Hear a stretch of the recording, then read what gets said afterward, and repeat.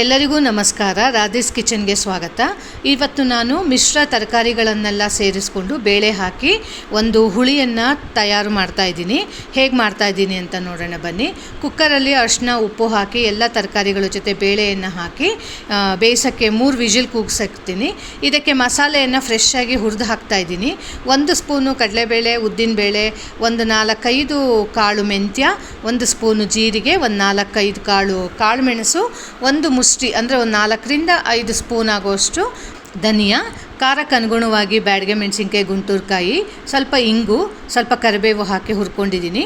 ಇಲ್ಲಿ ಸ್ವಲ್ಪ ತೆಂಗಿನಕಾಯಿಯನ್ನು ತುರ್ಕೊಂಡು ಹುರಿದ ಮಸಾಲೆ ಜೊತೆ 1 ಮುಷ್ಟಿ ಆಗೋಷ್ಟು ತೆಂಗಿನಕಾಯಿಯನ್ನು ಸೇರಿಸಿ ಸ್ವಲ್ಪ ಪಲ್ಸ್ ಮೋಡ್ಗೆ ಹಾಕ್ಕೊಂಡು ಬರ್ತೀನಿ. ಇದಾದ ನಂತರ ಇದಕ್ಕೆ 1 ಸ್ಪೂನ್ ಆಗೋಷ್ಟು ಹುಣಸೆ ರಸವನ್ನು ಸೇರಿಸಿ ಎಷ್ಟು ಬೇಕೋ ಅಷ್ಟು ನೀರು ಹಾಕ್ಕೊಂಡು ರುಬ್ಬಿಕೊಂಡು ಬರ್ತೀನಿ. ರುಬ್ಬಿದ್ದಾದ ಮೇಲೆ ಅದನ್ನು ಒಂದು ಪಾತ್ರೆಗೆ ತೆಗೆದು ಅದಕ್ಕೆ ಜಾರಿಗೆ ಸ್ವಲ್ಪ ನೀರು ಹಾಕಿ ತೊಳೆದುಬಿಟ್ಟು ನಮ್ಮ ಕನ್ಸಿಸ್ಟೆನ್ಸಿ ಎಷ್ಟು ಬೇಕೋ ಅಷ್ಟು ನೀರು ಹಾಕ್ಕೊಂಡು ಒಂದು ಚೂರು ಬೆಲ್ಲ, ರುಚಿಗೆ ತಕ್ಕಷ್ಟು ಉಪ್ಪನ್ನು ಹಾಕಿ ಮುಚ್ಚಿ 2 ಕುದಿಗೆ ಬರೋ ತನಕ ಹಾಗೆ ಬಿಡೋಣ.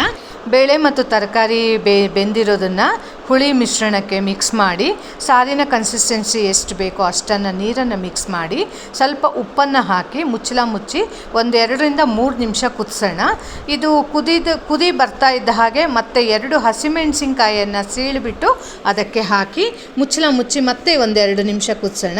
ಒಗ್ಗರಣೆ ಸೌಟಿಗೆ 1 ಸ್ಪೂನ್ ತುಪ್ಪ ಹಾಕಿ ಸಾಸಿವೆ, ಜೀರಿಗೆ, ಇಂಗು, ಕರಿಬೇವು ಇದನ್ನು ಹಾಕಿ ಸಾರಿನ ಪಾತ್ರಕ್ಕೆ ಒಗ್ಗರಣೆಯನ್ನು ಮಿಕ್ಸ್ ಮಾಡಿ ಇನ್ನೂ 2 ನಿಮಿಷಗಳ ಕಾಲ ಮುಚ್ಚಿ ಚೆನ್ನಾಗಿ ಕುದಿ ಬಂದ ನಂತರ ಸ್ವಲ್ಪ ಕೊತ್ತಂಬರಿ ಸೊಪ್ಪನ್ನು ಉದುರಿಸಿ ಸ್ಟವ್ ಆಫ್ ಮಾಡಿ ಈಗ ಫ್ರೆಶ್ ಆಗಿ ಮಸಾಲೆ ಹುರಿದು ಮಾಡಿದ ತರಕಾರಿ ಹುಳಿ ಅನ್ನಕ್ಕೆ, ದೋಸೆಗೆ, ಚಪಾತಿಗೆ ತಿನ್ನಲು ಸೂಪರಾಗಿ ರೆಡಿಯಾಗಿದೆ.